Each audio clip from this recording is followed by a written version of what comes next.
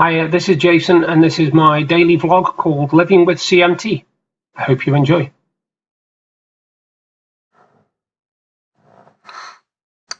Evening, folks. It's Sunday evening. Just hold on 1 second. Just want to shut the door.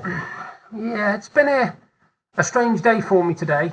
I told you we'd got visitors, and Janet came, and I'd looked at the computer and actually had a bit of a laptop problem, which was a bit strange, really. What it was she downloaded a program because she does a lot of photography. She's very good at it as well. And she wanted this program. She couldn't find it on her computer when it was downloaded, so I found it. And it seems like what they are, they're filters, but they'll only run in something either called PaintShop Pro or Photoshop. So we've got PaintShop Pro 15, so Deb installed that on a computer. The only thing is, once it was installed, for some strange reason, every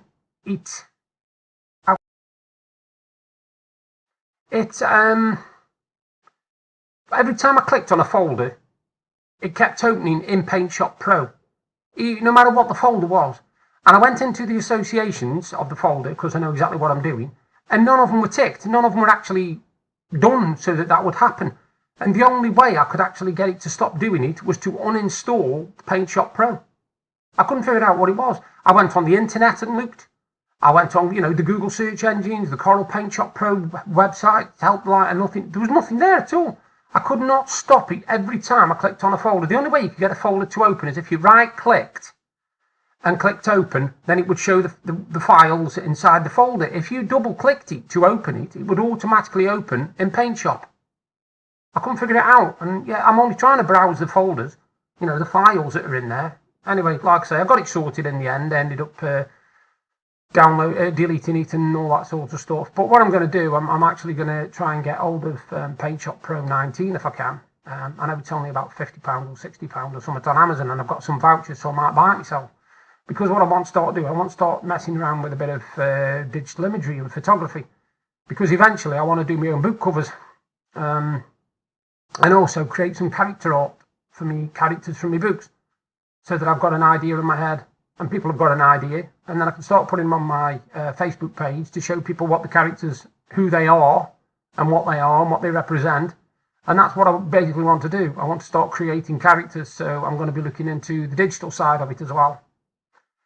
Just checked, and it's a big landmark day for me. I've actually sold 20 books in total, which is, if I got this right now, 13 poetry and 7 fantasy. So I'm very, very, very, very happy, really happy at the moment. So 20 books sold, which isn't bad. I'm quite happy with that. To think that there's 20 people sitting around somewhere with copies of my books, reading them and enjoying them. I mean, if they don't enjoy them, fair enough, but they can tell me. I posted yesterday on a different CMT group. And one of the things what they asked you was name a fact about yourself that that we don't know. And I thought, right, okay, I'll put what it's true. I'm a published author. And within about, less than a day, I've had 5 likes on that. So people obviously are interested in the fact that, yes, I've got CMT, but I'm not letting it stop me living my dream of being an author, being a writer, because I'm good at it. I know I'm good at it. I can create characters out of nowhere. I can create stories out of nothing. I can come up with ideas for stories just like that, to be honest. I can think 5 minutes, and then within 5 minutes I can write down a synopsis for a book, or a plot, characters, situations. I can do all sorts, and it must be a gift I've been given, because there's no way in a million years I've learned it, because I don't remember anybody ever teaching me really creative stuff like that. And my dad certainly weren't creative, and my mum definitely isn't. So I don't know where I've got it from. Somebody's given me the gift, and I think it's right that I share that gift, which is why I'm not in it for the profit at the moment. Obviously, don't get me wrong. I've already said this. That if I become an accomplished author and I get a book deal, then obviously it'll change things, because I won't have a say in it really. Once I've got a publisher and that, then obviously they decide what my books sell for, etc. But at the moment, like I said, I mean, I've sold 20 books. But the most I've made is about, £14 on 20 books. That's about it. Because I'm only getting like 70p or 60p a book. And I get even less than that for Kindle. So nobody can say I'm in it to, make money or rip people off, because I'm not. Anyway, Janet came. and I sorted the computer, well, tried to sort the computer out. And then the funny thing was, I felt a bit strange because I get like this where I can't be in the same room as people and I have to go out, and I sat in the living room for a little bit first time for about 10 minutes or so, then I came back in and I was okay for another half an hour, then I had to go back in the living room again and I started watching me football, and then Tony next door, which is Janet's son, the one who visited her son, he said he got a problem with his laptop. And his had the strangest problem I've ever seen, actually. What you do, you go round there and his laptop screen is almost black, dark.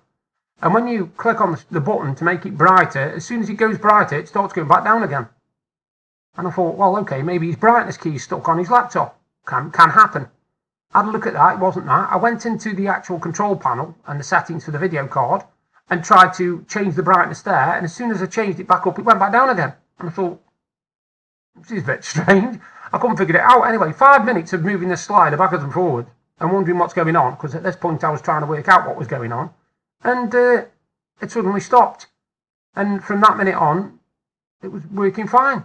The brightness button was working, went up, you pressed it down, it went down, and everything's back to normal now. I've no idea.